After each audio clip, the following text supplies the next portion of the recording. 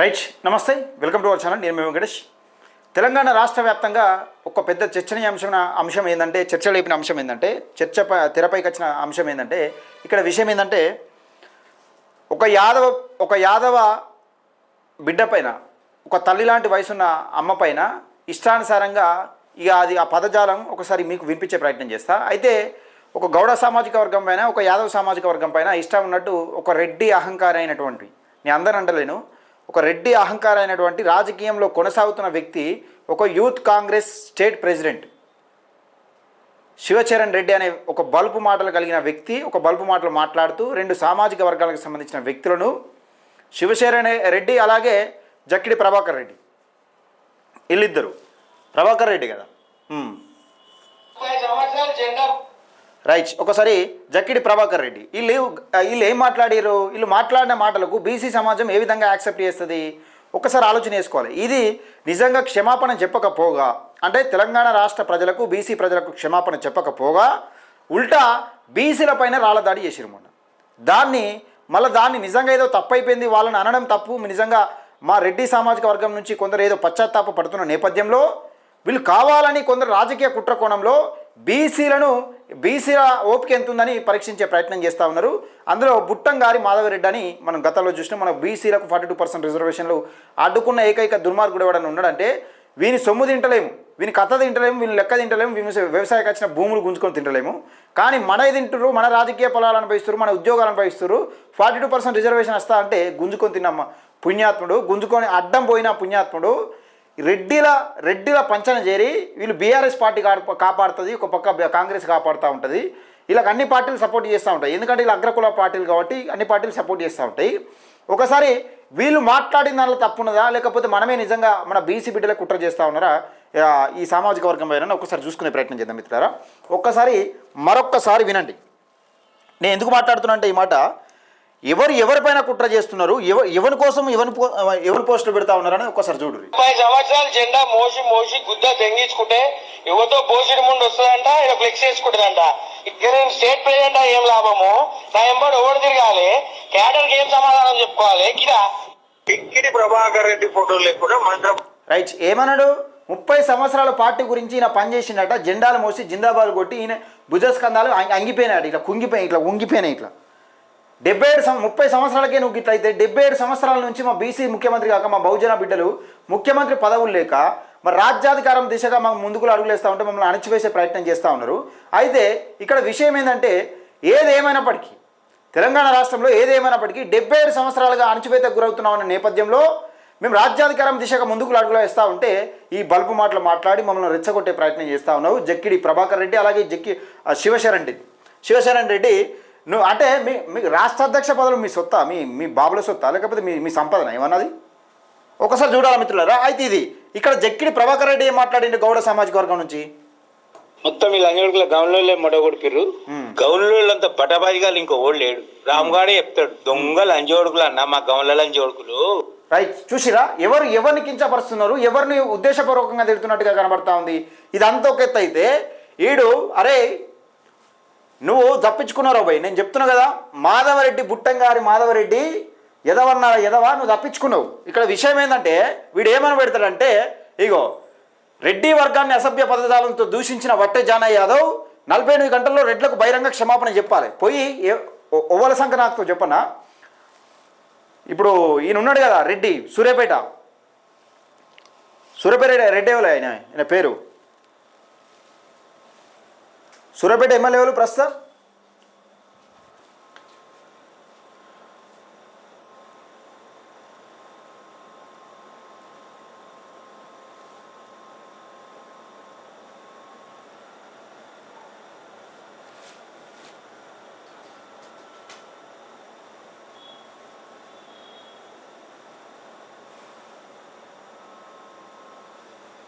ఎవరు right, Suryapet MLA Guntakandla Jagadishwar Reddy సంక నాకురా, నీకు నాకాలనిపిస్తే జగదీశ్వర్ రెడ్డి సంక నాకు అలువుకొని పండుకో, కానీ ఎవడు అద్దంటలేడు. ఇక్కడ రెడ్డి సామాజిక వర్గాన్ని ఎదురిస్తున్న ఒక బీసీ బిడ్డ పైన ఈ పోస్టు పెట్టిండ, ఇటు చూడు, రెడ్డి సామాజిక వర్గాన్ని అసభ్య పదజాలంతో దూషించిన వట్టెజాన యాదవ్ 8 గంటల్లో రెడ్లకు బహిరంగ క్షమాపణ చెప్పాలన్నట. అరే ఎవరిని దూషించిండు, ఎవరు దూషించిండు, ఎవడు ఇష్టానుసారంగా మా బీసీ బిడ్డలు పట్టుకుని ఎవడు తిట్టిండు, ఎవరిని తిట్టిరు? బోషిడి మున్న అంటారా? ఒక ఒక ఒక ఒక తల్లి లాంటి వయసున్న అమ్మను పట్టుకొని బోషిడి మున్న అంటారు, ఇష్టానుసారంగా అంటారు. మీ పైన ఎలాంటి చర్యలు ఉండేవి? అదే మా బీసీ ఓడు కానీ మా ఎస్సీ బిడ్డలు కానీ మా ఎస్టీ బిడ్డలు కానీ ఎవరన్నా ఒక్క మాట మాట్లాడితే గా అద్దెంకి దయాకర్రావును ఎంత తిప్పలు పెట్టి నాన్న ముప్పు తిప్పలు పెట్టి 3 చీరలు నీళ్ళు ఇచ్చారు. ఏదో స్టేజ్ మీద కోమటిరెడ్డి వెంకటరెడ్డిని ఉంటే ఉండు దెంగైతే దెంగే అన్నాడు. అన్నందుకు అసలు ఇక ఒక నాన్న ఏడిపించడం ఒకటే తక్కువ. పొన్నా కైలాష్ నేత ఎప్పుడో అన్న విషయానికి మనసులో పెట్టుకొని ఇష్టానుసారంగా అసలు ఏం మాట మాట్లాడారు, మీరు ఎలాంటి కుట్రలు చేశారు అనేది బీసీ సమాజం మొత్తం చూస్తూ ఉన్న నేపథ్యం చూస్తూ ఉన్నాం. ఇక్కడ విషయం ఏంటంటే ఇక్కడ పెట్టిరు బుట్టంగారి మాధవరెడ్డి గాడు పెట్టిండు. ఇక్కడ శ్రీదేవిరెడ్డి ఏం పెట్టిందంటే కొందరికి పనిపాట లేక ఇతర కులాలపై అణచివేత వ్యాఖ్యలు చేస్తుంటారు, మరి కొందరికి ఈర్ష అక్కసు ఎక్కువ ఇటువంటి వ్యాఖ్యలు చేస్తున్నారు. అమ్మ తల్లి, ఈర్ష ఎక్కువే కాదు, 77 సంవత్సరాలుగా అణచివేత ఎక్కువ అయిపోయింది. ఇక్కడ ఈర్ష కాదు, మీ రెడ్డి కులాలను మీ వాళ్ళని అడగండి. 77 సంవత్సరాలుగా రాజ్యాధికారం దిశగా ఒక బీసీ అయినా ఒక ఎస్సీ అయినా ఎందుకు లేడు? మరి 77 సంవత్సరాలుగా అసలు మనమే పరిపాలిస్తుంటే మన వల్ల అగ్రవర్ణ పేదలు ఎందుకు మిగిలిపోతున్నారో మీరు అడగాలి వాళ్ళని, మీరు వాళ్ళని అడగాలి. అర్థమైందా? ఇది రైట్. ఇక్కడ యాదగిరి గౌడు ఏమంటా ఉన్నాడు, సీఎం రేవంత్ రెడ్డి గారు ఇచ్చిన పదవిని ఓర్వలేక కులాహంకారం ఫ్లెక్సీలో తన తండ్రి ఫోటో లేదని 82 ఏళ్ల యాదవ బీసీ మహిళపై దూషణల. యూత్ కాంగ్రెస్ అధ్యక్షుడు జక్కిటి శివశరణ్ రెడ్డి వ్యాఖ్యలపై బీసీ యాదవ సంఘాల ఆగ్రహం. యూత్ కాంగ్రెస్ అధ్యక్ష పదవి నుంచి కులాహంకారి శివచరణ్ రెడ్డిని తక్షణమే బర్తరఫ్ చేయాలని డిమాండ్. కాంగ్రెస్ పార్టీ పెద్దలు స్పందించకపోతే రాష్ట్ర వ్యాప్తంగా పెద్ద ఎత్తున ఉద్యమిస్తానని బీసీ యాదవ సంఘాల హెచ్చరిక. హైదరాబాద్.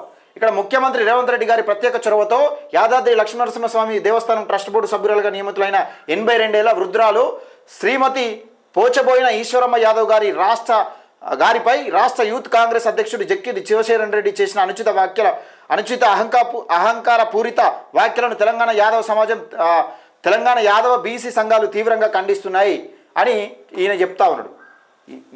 ఎవరి కోసం ఎవరిని తిట్టిండు, ఏం కథ, ఎవరిని తిట్టిరు? మీ ఇంట్లో ఆడబిడ్డలు అంటూ ఊరుకుంటారా? ఒక మాట, మీ ఇంట్లో ఆడబిడ్డలను లేకపోతే మీ ఊళ్ళనో మీ రాజకీయ నాయకులను మీ మహిళా సోదరిమణులను అంటూ ఊరుకుంటారా? ఎంత కడుపు మండే మాట ఇది.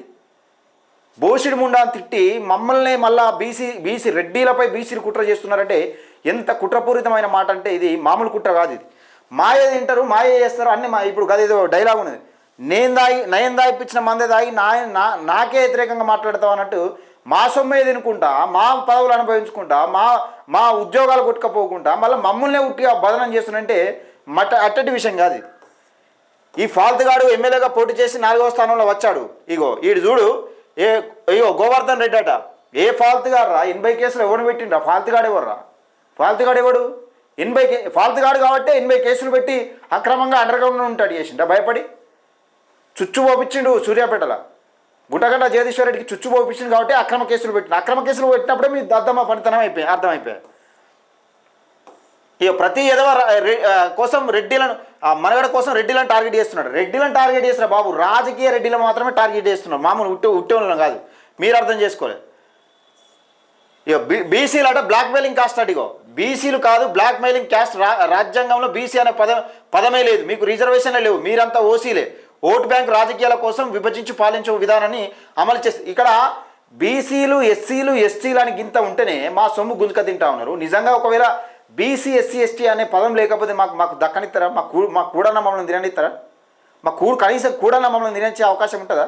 రిజర్వేషన్లే లేవాటి. ఇప్పుడు మన సొమ్ముగా మనం కావాలంటే రిజర్వేషన్లే లేవు, అసలు రాజ్యాంగంలో అలాంటి పదమే లేదంటారు. ఇక చూడు ఎంత డ్రామా ఇది. విక్కీ యాదవ్ ఏమంటుండంటే చరణ్ రెడ్డి గారు ఫస్ట్ ఈశ్వరమ్మ యాదవ్కి క్షమాపణ చెప్పాలి రా సుంటా అని చెప్తా ఉన్నాడు. ఇది అనేకమంది కామెంట్లు పెట్టిరు. బుట్టంగారి మాధవరెడ్డి, నీకు ఏమైనా సిగ్గు శరం ఉంటే ఇప్పటికైనా మారు. మా బీసీ సమాజాన్ని కాదని మా బహుజన బిడ్డలు బీసీ ఎస్సీ ఎస్టీ మైనార్టీ సోదరులు కానీ నువ్వు ఎక్కడ కూడా అసెంబ్లీలో కాదు, అసలు ఏడ కూడా గెలవలేను.